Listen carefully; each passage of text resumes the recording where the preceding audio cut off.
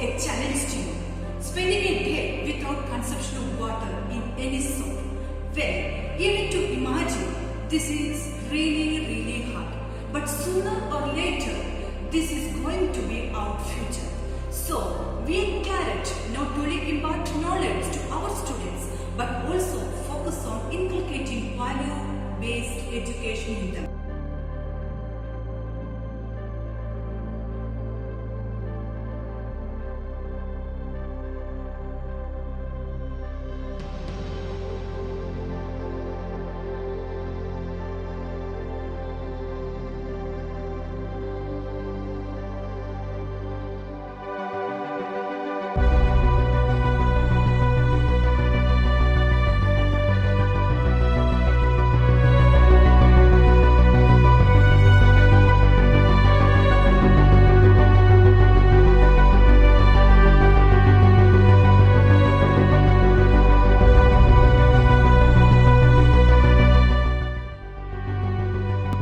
It can move mountains, it can build cities, and it can destroy them. It has brought people together since time began, and it has the power to tear them apart. It takes a great wall to hold it back, but it can be held by a human hand. It can run faster than Usain Bolt and run the globe, and yet for millions, it runs out far too soon. Every year, people spend 40 billion hours in search of water. It has killed people more than all sorts of violence, including war. It is the one thing that no one can live without, be they rich or poor or young or old, living anywhere down the sun. It covers 70% of our planet, yet for 748 million people, it's still hard to find. It is essential to life, yet far too often it has ended them.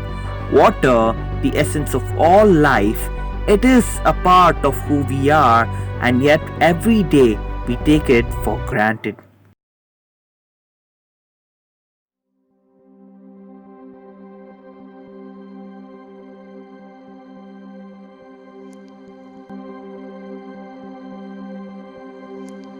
Bangalore metropolis is one of the fastest growing cities in Asia.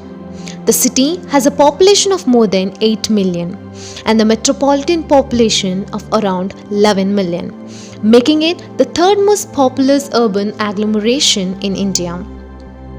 Located in southern India on a Deccan plateau at the height of 3,000 feet above sea level, Bangalore is known for its pleasant climate throughout the year. Its elevation is the highest among the major cities of India. Bangalore is one among the 10 cities in the world where groundwater is set to run out by 2021. The situation is so grim and it's really sad that we are not doing anything to stop this crisis. The present urban water supply is from a distant perennial rivers. Population growth has resulted in a scenario where supply is unable to sustain the rising demand. The water supplied by the governmental agencies is inadequate to meet even the drinking water needs of the metropolis. This has paved the way to increased private groundwater abstraction, leading to overexploitation, lowering of the water table, and the development of thriving water market in the metropolis.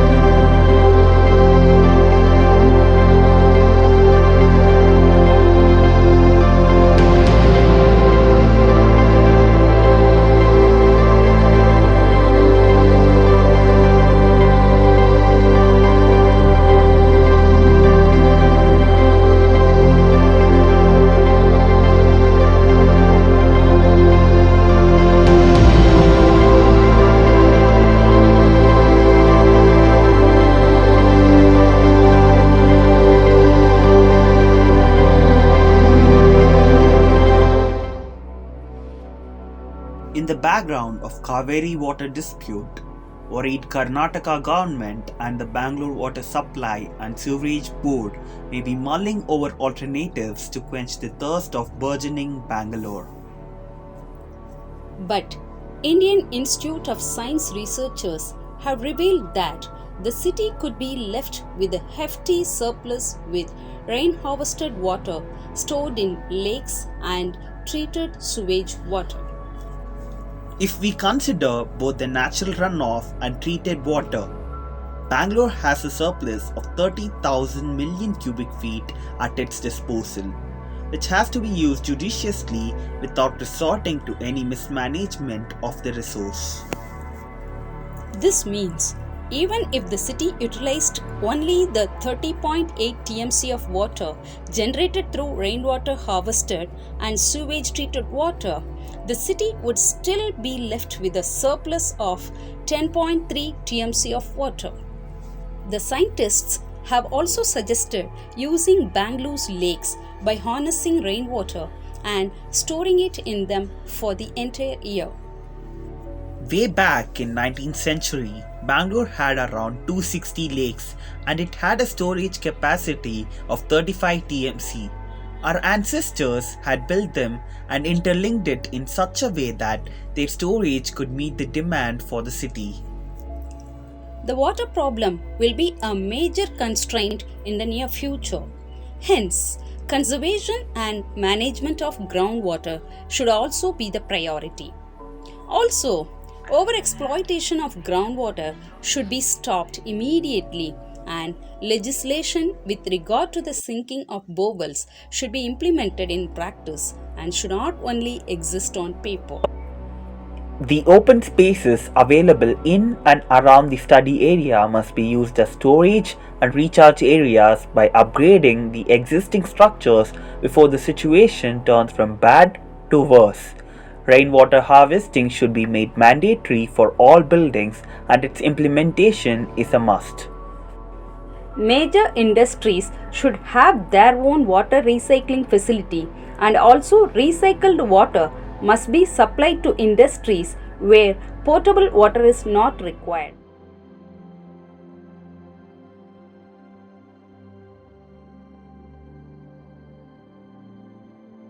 Hi guys. As we all know, water is one of the most important natural resources. It is essential for all life. We use water for drinking and sanitation. It's also used for cultivating our crops, that's our food. Water is used to generate power and it's also used in cooling our power systems. Water is important to maintain and balance our ecosystem. But now with the rise in population and with the rise in demand for water, water crisis and water scarcity is everywhere. Did you know that 70% of all available drinking water is contaminated, due to which around 200,000 people are dying every year? That's 20 children dying every year. And that's not it all. In India, around 80% of all households do not have access to clean drinking water at their own premises. And India ranks 120th among 122 countries in the water quality standard. So that's the reason we chose this topic. Water issue, water pollution, water scarcity, this issue is so big, but we are not even considering it as an issue. In the future, when it's going to hit us hard, we need to be prepared. Water is the only thing that has the power both to create and to destroy. Is getting closer to us in near future. It's better to be safe than being sorry. For the preparation of this video, we had conducted online meetings and discussions, referred research papers and case studies, and also considered the opinion of public. Water has the potential to change everything, and we are not taking it seriously. Instead of playing the blame game, we should take the matter into our hands. We should create awareness among each and everyone we know, so that in the future we could get to see the next generation enjoying what we could.